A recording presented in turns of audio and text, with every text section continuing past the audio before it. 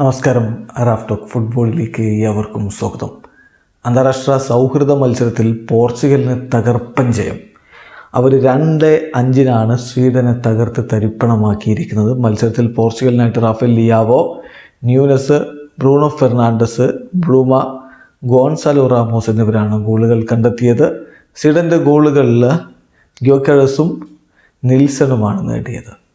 മത്സരത്തിൽ Cristiano Ronaldo പോർച്ചുഗലിനായിട്ട് കളിക്കാനുണ്ടായിരുന്നില്ല.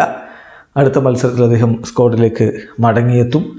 അതേസമയം പോർച്ചുഗലിലെ മുന്നേറ്റങ്ങൾ നയിച്ചുകൊണ്ട് ഈ കളിയിൽ ഇറങ്ങിയത് ബെർണാഡോ സിൽവയും ഗോൺസാലോ റാമോസും റാഫേൽ ലിയാവോയും ഒരുമിച്ചായിരുന്നു. മികച്ച പ്രകടനമാണ് പോർച്ചുഗീസ് ടീം നടത്തിയത്.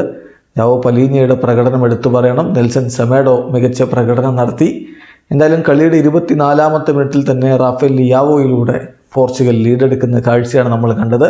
33-ാമത്തെ മിനിറ്റിൽ ന്യൂനസും 45-ാമത്തെ മിനിറ്റിൽ ബ്രൂണോ ഫെർണാണ്ടസും ഗോളടിച്ചതോടെ ഏകപക്ഷീയമായ 3 ഗോളുകളുടെ ലീഡുമായിട്ടാണ് ഇടവേള സമയത്ത് പോർച്ചുഗൽ കളിക്കളം വിട്ടത്. രണ്ടാം പകുതിയിൽ 57-ാമത്തെ മിനിറ്റിൽ ബ്രൂമയിലൂടെ പോർച്ചുഗൽ ലീഡ് വർദ്ധിപ്പിച്ചു. എന്നാൽ തൊട്ടടുത്ത മിനിറ്റിൽ ഗ്യോക്കെറസ് സ്വീഡനായിട്ടൊരു ഗോൾ മടക്കി.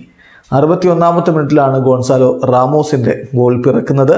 90-ാമത്തെ മിനിറ്റിൽ നിൽസൺ ഒരു ഗോൾ സ്വീഡനായിട്ട് ഒരിക്കൽ കൂടി മടക്കിയെങ്കിലും 5-2 വമ്പൻ പരാജയമാണ് അവർക്ക് നേരിടേണ്ടി വന്നത്. മത്സരത്തിൽ ഗോളും അസിസ്റ്റുമായിട്ട് ബ്രൂണോ ഫെർണാണ്ടസും മികച്ച പ്രകടനം തന്നെയാണ് നടത്തിയിരിക്കുന്നത്.